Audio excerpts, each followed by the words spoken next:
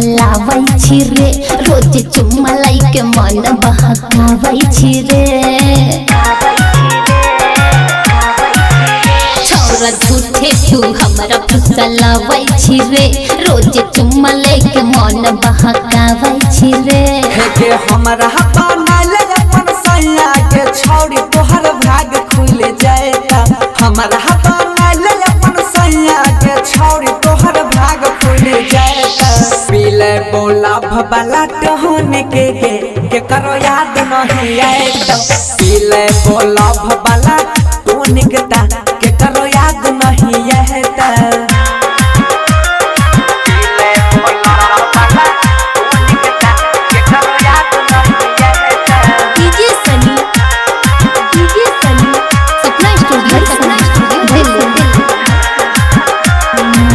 रोज बुलावे छी तू स्कूल के आड़ में बड़ा मार मारते जाके जान जाए तो घर में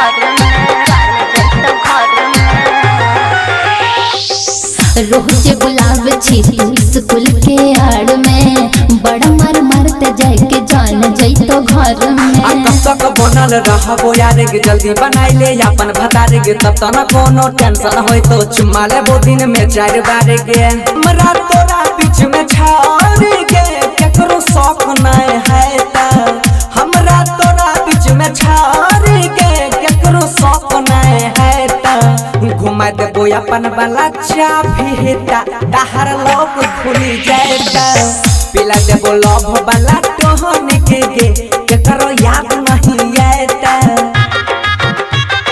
पिला बोला वाला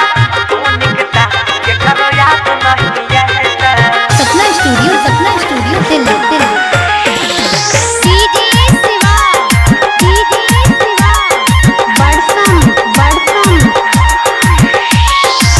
बोल रे छोड़ा तोहर बात के न मनियो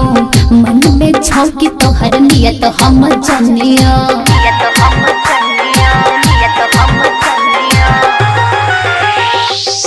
बोल रे छोड़ा तोहर बात के न मनियो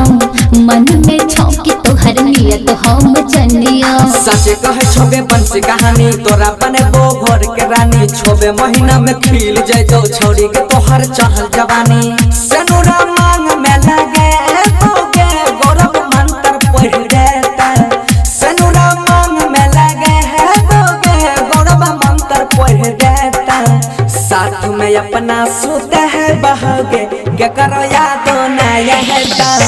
लव वाला टॉनिक धारा है बाता क्या करो याद नहीं है शिवा म्यूजिक